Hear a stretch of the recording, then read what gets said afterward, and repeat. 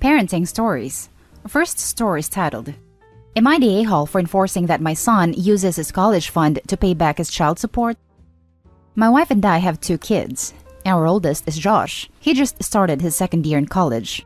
Full disclosure, I'm not Josh's biological dad, but I've been married to his mom since he was 8. He's my son in all but blood. Josh has a full-ride scholarship at his college. His mom and I are very proud, and he has ambitions for law school after graduation. A few months ago, we were contacted by Tina, a girl who claimed to have had a baby boy with Josh. The baby is a little under 18 months old. Tina said Josh had ghosted her and blocked her on all platforms. She'd been trying to get back in touch with him, but when that didn't work, began to look for his parents to contact. She finally found us and begged us to get Josh to talk to her. We were skeptical at first. He said he knew the girl but denied the baby. We insisted on a paternity test, 2 of them, and they were positive. Tina has gone through the courts and now is pushing for back child support for the baby. Josh is panicking. He doesn't have much income or savings other than a college fund his mom and I have been paying into. He wanted to use that money for his first apartment and for law school. My wife wants to help him pay. The payments aren't much now, and we could afford to, but I'm against it. We, wife and I, agreed that our kids would be responsible for themselves once they moved out. We'd help them if they needed it, but only if it was reasonable. To me, paying his child support for a baby he tried to abandon is unreasonable. He has the money in his fund, he just doesn't want to use it. Josh is afraid of not being able to afford law school without big loans in the future. And to that I say tough. Should have thought of that before bringing a child into the world. My wife thinks I'm unfairly punishing him, and paying the support now would be investing in both the baby and Josh's future. I have no interest in taking care of an infant again this late in life. I'm fine with being grandpa, but not stand-in dad while Josh gets off scot-free. He needs to step up and take care of his kid. Edited to add, I suddenly have a flood of responses to read. Can't find the info post I meant to reply to, so I will address some questions here. Tina, according to her, tried to get in contact with Josh while she was pregnant. He denied the baby was his and ignored her. They weren't dating. She attends community college, not his university. She has evidence of multiple attempts to contact him both before and after the baby was born. I don't know about protection being used. I'd hope they were careful and that this was just an accident, but I'm not going to ask about all the details of my son's private life. The deed is done, the baby exists. He needs to step up and be a dad. Now for the top comments. Not the a-hole. Thank you for standing up for the girl and the baby. Josh needs to understand that actions have consequences. Agreed. Not the a-hole. You're teaching your son a valuable lesson. Especially if he wants to be a lawyer, he should understand the importance of consequences. Not the a-hole. He has the money in his fund. He just doesn't want to use it. Should have thought of that before bringing a child into the world. I agree. Law school would be great, but he doesn't have that luxury. If he's still able to get a college degree and also has money to support a child, he's doing well enough. And how many mothers have had to give up dreams of law school to look after a baby? Also, do we really want the kind of immoral lawyers who would abandon their own child? Who am I kidding? Not the a-hole, and I agree with you in every point. Josh not only created this mess, but he made it worse by actively avoiding Tina and forcing her to get you/your wife/the course involved. If you and your wife pay his child support for him just so his future stays pristine, then you are enabling his recklessness. I mean, what about Tina's future and the plans she had that have now been put aside because she became a mom? She doesn't get to continue her life as though nothing has changed, and neither should Josh. If your wife wants to help in some way, she can go shopping for her grandchild, maybe buy some clothes or toys or other things that would help Tina out. But the actual child support is Josh's responsibility to figure out. And if that means he takes the money out of his college fund and/or gets a job to meet his obligations, then so be it. Now for the next story. Am I the a-hole for trying to force my stepson to move out of his bedroom so my daughter can move in? I have a daughter and a stepson who I will call Carly and Kyle. Carly 15 and Kyle 18. They have never been particularly close. Kyle tends to avoid me and Carly like the plague. He hasn't bothered ever trying to build a relationship with us. I have been with Kyle's dad since the kids were 10 and 13. Due to some personal troubles, which I'll not go into detail about, Kyle stays with his dad, though his mother will visit fairly regularly, and they're in constant contact. She, of course, believes me to be the a-hole in this situation. Kyle has stayed in the attic since I knew him. His parents had the attic converted into a proper bedroom for him when he was around 9 or 10. It is an absolutely stunning room. Plenty of space, nice furniture, and it is currently inhabited by several dressmaking dummies as he is studying fashion at university. Lately, Carly has asked me if she can stay with me full-time. She and her dad are just not getting on, and she'd prefer living with me. Her dad is absolutely fine with this, as he was never really good with her in the first place. This means that the majority of Carly's things will be at our place. She has a lot more things than Kyle, and would most likely need more space. That's why I thought it'd be a better idea to have Kyle move into Carly's slightly smaller bedroom downstairs, and Carly can move into the attic bedroom. I even offered to pay for whatever Kyle wants for his new bedroom, regarding wallpaper, paint, posters, etc., as I know it is a bit of a change for him. Kyle is not a fan of the idea and has been complaining about how he needs the space to work on his university projects. I told him that he is more than welcome to use the dining room, as we rarely ever use it, and we can clean out one of the storage cupboards to store the dummies in. Kyle's partner is also not a fan of this, though I am almost 100% sure that this is just because in the attic bedroom, they can do what teenagers do without interruption. I think that Kyle is being a bit overdramatic about this, as I'm not kicking him out into the street, just into a smaller bedroom, which I have offered to decorate for him. His father is not completely sold on the idea, but is slowly coming around. He also thinks that Kyle is being a bit dramatic regarding the room situation. Kyle's mother and girlfriend, and of course Kyle himself, all think that I'm being an a-hole. Am I the a-hole? Now for the top comments. You're the a-hole. You can't kick him out because you want your daughter to have his room. You give her what's available. Such a terrible thing you're trying to do. He's also paying rent. Obi replied to my comment below saying so. WTF? If he's paying rent, she's twice the a-hole I thought she was before. You're the a-hole. That has been his room for years. Now you want to favor your own child. This is his space. He needs it for his studies. All of his points are valid. You're playing favorites and wanting to give your daughter the bigger room. Your reasoning makes zero sense. Oh, she has more things, but then go, well, he can store his stuff downstairs. Yeah, so can she. The big, giant, gorgeous room with the lovely furniture. Sounds like Mommy Dearest wants her daughter to have a big princess room Mommy thinks she deserves, and the teenage boy and his partner need to stop being gross teenagers and take the smaller room. The next story is titled, Am I the a-hole for not letting my parents stay with my kids for long periods of time because of my brother?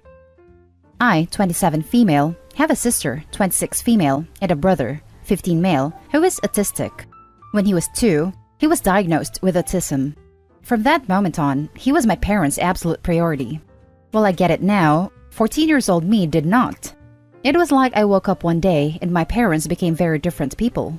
Lots of money were spent on various types of therapy, lots of time were dedicated solely to him. Lots of special occasions for me and my sister became second thoughts to my parents.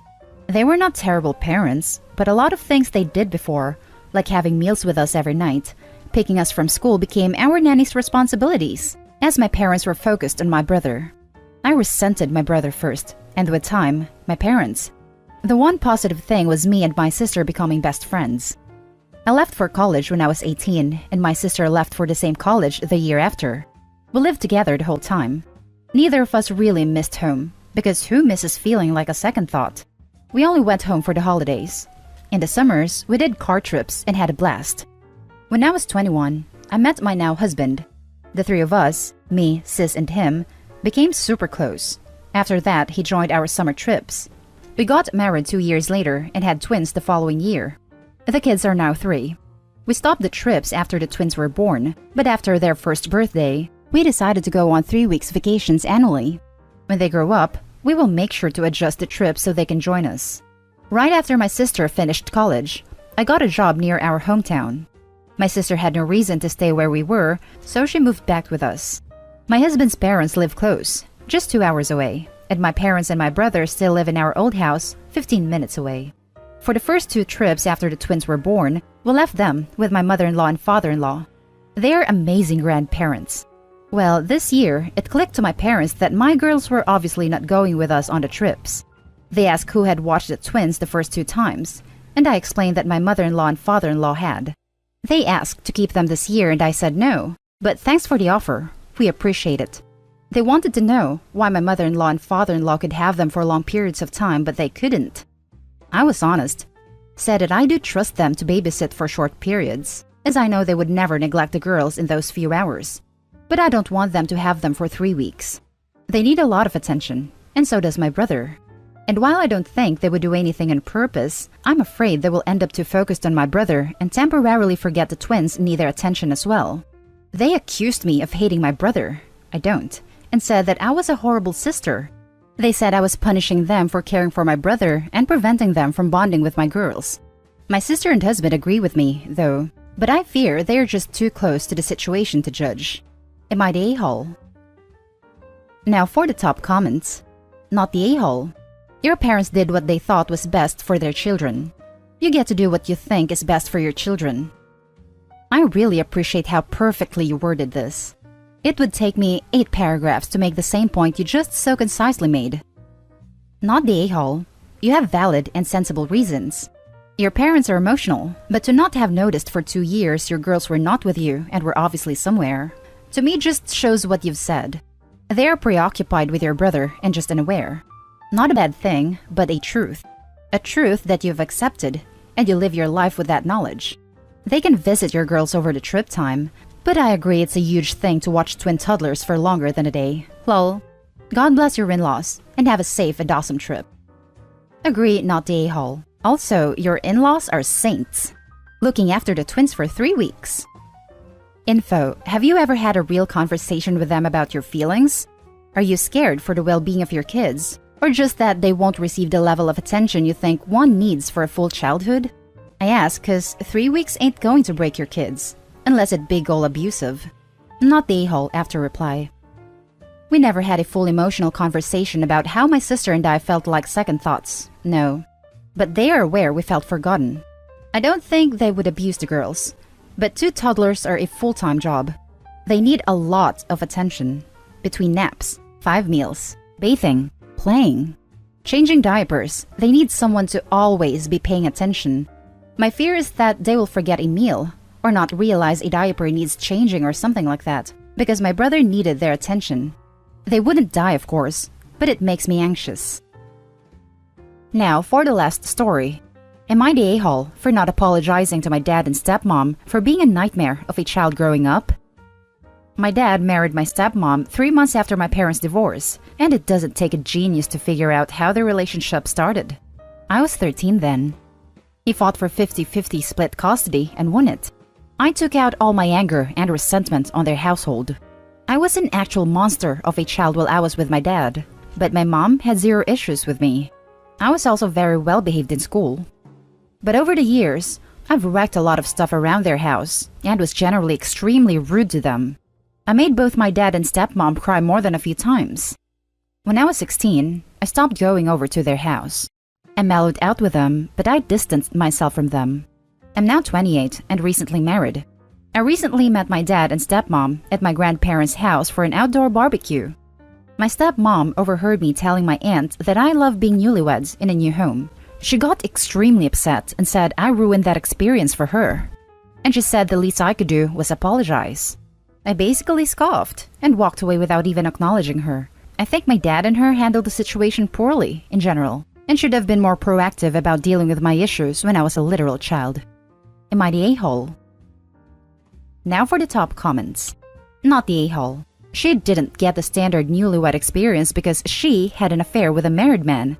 Of course, you as his child were not going to be open to spending time with a woman who helped to hurt your mother. Exactly this. Opie was also 13 years old, still a child, when acting this way, so blaming him for what he did as a child, even though it was within his right, when you look at how his parents separated, and expecting an apology seems immature and unnecessary. It's kind of incredible how selfish and totally without empathy someone would have to be to say, "Please apologize to me for acting like a child," when you were a child, after I helped to destroy your family as you knew it. Like, if everyone is asking for apologies, I'm pretty sure dad and stepmom owes one to Opie's mom first. I'm surprised by the a-hole votes. If a teen posted saying his dad had cheated and married his mistress directly after the divorce finalized, and expected him to live with the affair partner and behave like nothing was wrong, people would be up in arms about the selfish dad. I'd say not the a-hole for not apologizing. I think you went too far with your behavior since you say you broke things, and that sounds on the violent side. But it doesn't sound like you've actually reconciled with them, just that you were finally able to get the distance you wanted. I'm not going to expect someone to apologize under those circumstances. Not the a-hole. You could hardly be expected to celebrate a marriage built on the wreckage of your parents' marriage. You were 13, your mother was devastated, and your father chose to antagonize you by expecting you to live with this woman half of the time. What exactly did you think would happen? Bed, made, lie.